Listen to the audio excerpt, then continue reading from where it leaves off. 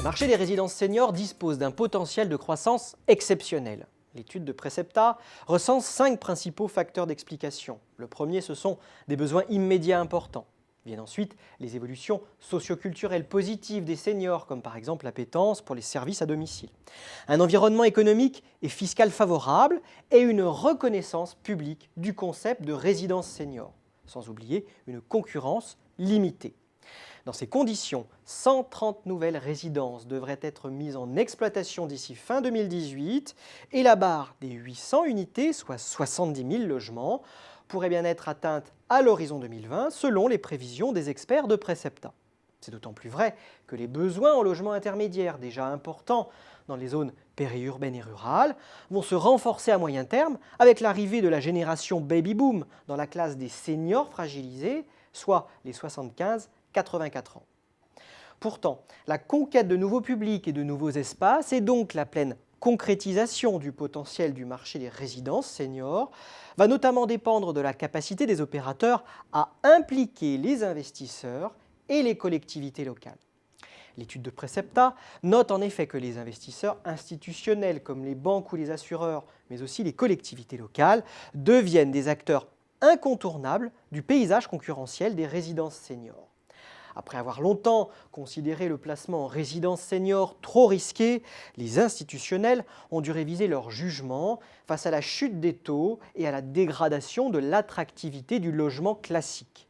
Les élus, eux, n'hésitent plus à s'immiscer dans les projets, voire à solliciter les exploitants afin de garder les personnes âgées dans de bonnes conditions dans leur circonscription. Parallèlement, la consolidation du marché au profit des opérateurs combos, c'est-à-dire les exploitants promoteurs ou exploitants soutenus par un grand promoteur, va se poursuivre selon l'analyse des experts de Precepta. Les 5 premiers trusteront ainsi près de 44% des logements en résidence senior d'ici 2018.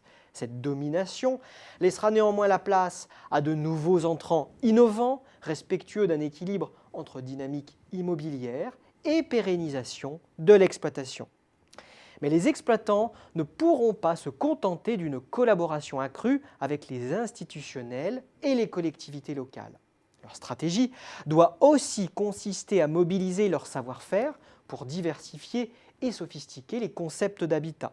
Ainsi, ils pourront miser sur l'innovation sociale, comme par exemple l'aspect intergénérationnel, avec la mutualisation des espaces, l'interaction avec l'environnement extérieur, avec l'ouverture d'espaces sur la ville ou la co-création de services avec des prestataires, ou encore sur la prévention, avec l'adaptation des logements ou la modularité des services.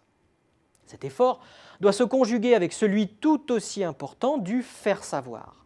Les professionnels sont en effet tenus d'apporter à leurs clients directs et indirects des gages de qualité pour rendre leur offre visible, lisible et prévisible. À cet effet, ils pourront multiplier les points de contact avec la demande, investisseurs et seniors en tête. Pour proposer des services de qualité, les opérateurs seraient également inspirés de poursuivre leurs efforts de normalisation et de standardisation via des certifications, des labels, mais aussi une stratégie de marque bien affûtée.